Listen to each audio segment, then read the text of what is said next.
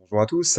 Eh bien, nous allons donc continuer le cycle au sujet des épigones, hein, donc les successeurs des diadoques, avec aujourd'hui Antigone II Gonatas, donc roi de Macédoine, hein, durant une longue période tout de même, hein, 277-239 avant notre ère. Il est donc le fils de Démétrios Poliorcète, hein, donc qui est lui-même fils d'Antigone le Borgne.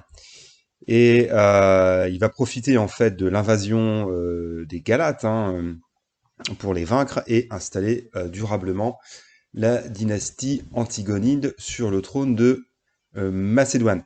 Donc il va s'opposer à Pyrrhus, hein, ainsi qu'à une coalition des cités grecques, hein, ce qu'on appelle la guerre crémonidéenne. En mer Égée, il lutte contre les Lagides, hein, dans le cadre des conflits entre donc l'Agide et Séleucide, en étant l'allié des seconds. Mais bon, à la fin de son règne, il est confronté à l'essor de la Ligue euh, achéenne. Alors, ce qui est intéressant de voir, c'est que au-delà donc, de l'aspect politique et militaire, hein, on peut le considérer, du moins aux yeux de certains modernes, comme un roi philosophe, hein. Il a été le disciple de Zénon, hein, qui est quand même le fondateur du stoïcisme, et il a reçu à sa cour de nombreux philosophes, et il s'est entretenu d'ailleurs longtemps avec Zénon. Donc on y reviendra en fin de vidéo, mais enfin voilà, Antigone Gonatas pourrait figurer aussi une espèce d'idéal, hein, celui du roi philosophe. Alors d'emblée, il faut quand même remarquer qu'on dispose de relativement peu de sources le concernant, un peu d'ailleurs comme tous les épigones de son temps, hein, donc on dira première partie du IIIe siècle.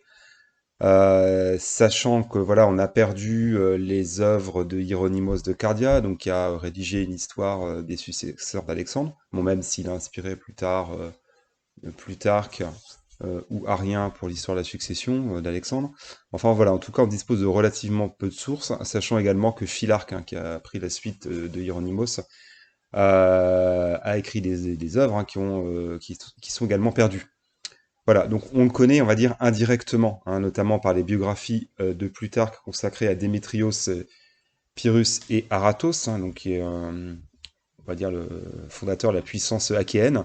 On le connaît aussi un petit peu par Polybe, là aussi en rapport à la Ligue achéenne. On le connaît aussi par l'intermédiaire de Justin, donc qui a abrégé les histoires philippiques de Troc-Pompée.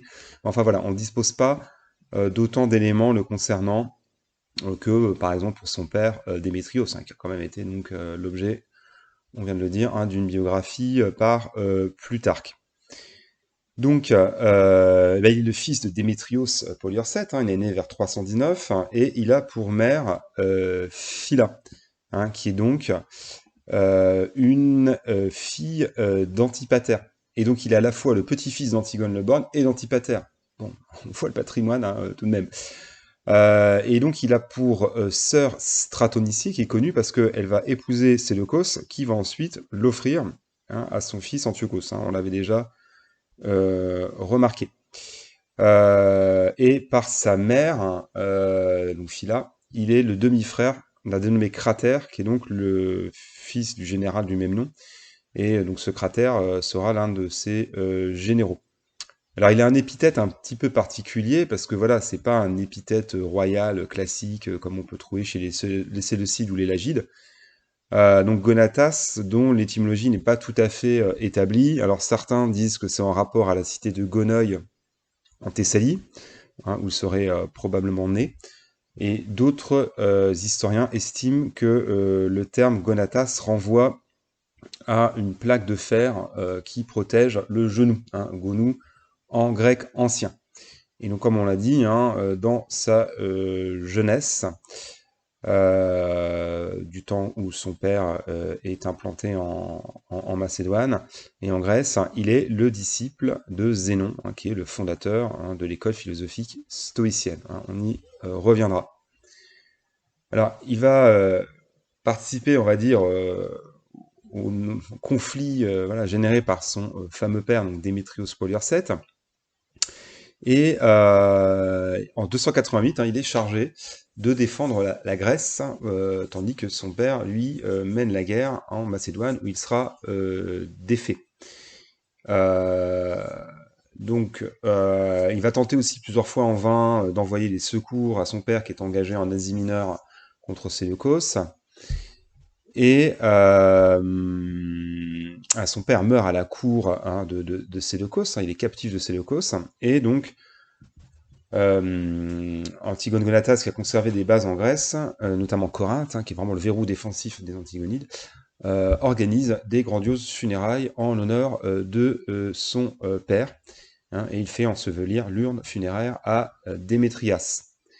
Alors, voilà, à cette date, on peut considérer qu'il est vraiment en position de faiblesse, hein, il ne dispose plus d'une flotte, de quelques possessions, qui sont quand même pas anodines, hein, donc Démétrias, Chalcis, Le Pirée et Corinthe, hein, donc quand même hein, des grands ports, hein, et Corinthe qui est bien sûr le verrou défensif, on dira, entre la Grèce du Nord et la Grèce du Sud, hein, évidemment, le verrou vers le Péloponnèse. Alors, il a attesté qu'il a pris en fait le titre royal après la mort de son père, mais on peut le considérer comme un roi sans royaume. Et donc en fait, il saura profiter des troubles consécutifs à la mort de Lysimaque et de Séleucos, donc en 281, hein, pour faire une première tentative pour s'emparer de la Macédoine, qui est alors aux mains de Ptolémée Kéronos, donc assassin de Séleucos, hein, et un des fils de Ptolémée.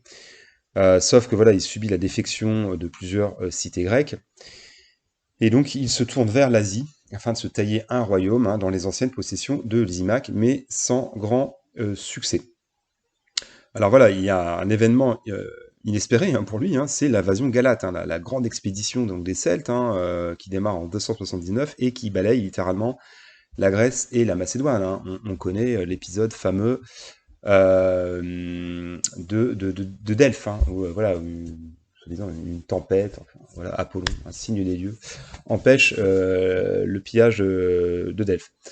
Donc en tout cas, il conclut une paix avec Antiochos Ier et il prend pied en Thrace, où là il va remporter une victoire retentissante contre les Galates à la bataille de Lysimacheia, donc en 277. Alors c'est pas vraiment une bataille rangée, hein, c'est voilà une embuscade, et en une seule bataille, il parvient à vaincre les redoutables Galates, ce qui va lui conférer donc un immense prestige hein, aux yeux des Macédoniens, et il va prendre le titre donc, de roi des Macédoniens, sachant que la Macédoine est affaiblie par 2 décennies de guerre civile hein, et de pillage, sans compter évidemment les nombreuses ponctions liées aux guerres d'Alexandre ou aux guerres des Diadoques.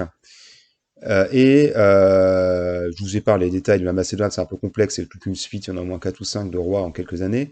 Enfin voilà, il finit par se débarrasser de ses derniers rivaux, hein, donc de Ptolémée de Telmésos, qui est un fils de Lysimaque, et du dernier Antipatride, hein, donc un descendant donc d'Antipater, hein, donc qui est Antipater II, un neveu de Cassandre.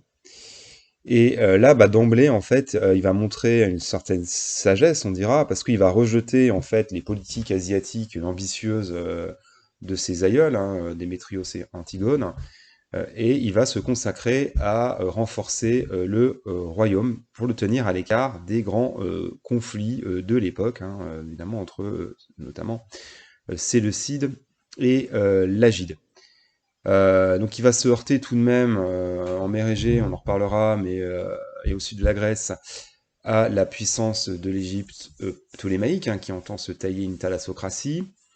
Et d'ailleurs, il montre voilà, un attachement à la tradition macédonienne en ramenant la capitale royale à Pella, alors qu'auparavant, elle avait été déplacée à Cassandréa et à Démétrias. Et il faut voir aussi que donc il va récupérer à son service Hieronymus de Cardia, dont on a parlé en préambule, hein, qui était certes donc l'historien des successeurs d'Alexandre, mais qui était aussi, on va dire, un officier, un conseiller, d'abord domaine de Cardia d'ailleurs, hein, au début de sa carrière, et qui est son compatriote bien sûr.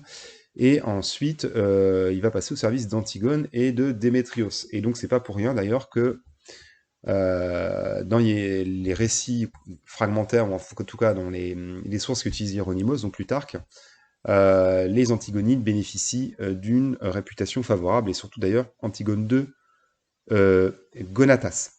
Donc on va voir que son ennemi principal à l'époque, ce sera le roi d'Épire, Pyrrhus, hein, dont on a déjà bien parlé préalablement, qui en fait,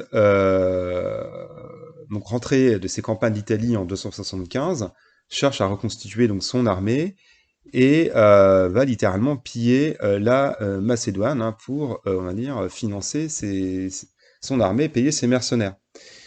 Et donc, ben, Antigone choisit la fuite. On dira qu'il craint la puissance de Pyrrhus, qui a quand même vaincu plusieurs fois les légions romaines, et il se replie à Thessalonique. Sauf que Pyrrhus commet des maladresses, notamment il laisse les Galates, donc ses mercenaires, piller la nécropole royale d'Égaïe.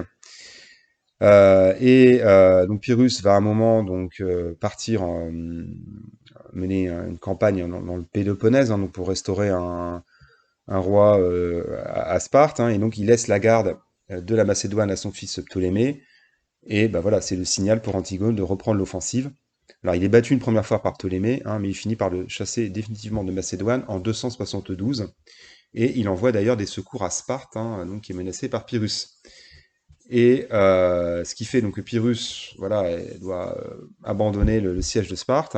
Il se replie vers Argos, où il trouve la mort, hein, sachant que Antigone avait aussi amené ses troupes. Et donc là, bah, Antigone va incorporer une grande partie de l'armée de Pyrrhus, hein, probablement les mercenaires, hein, sachant que les troupes épirotes sont renvoyées dans leur pays. Donc on peut considérer qu'en 272, la position d'Antigone est, euh, on va dire, solide, hein, en Macédoine.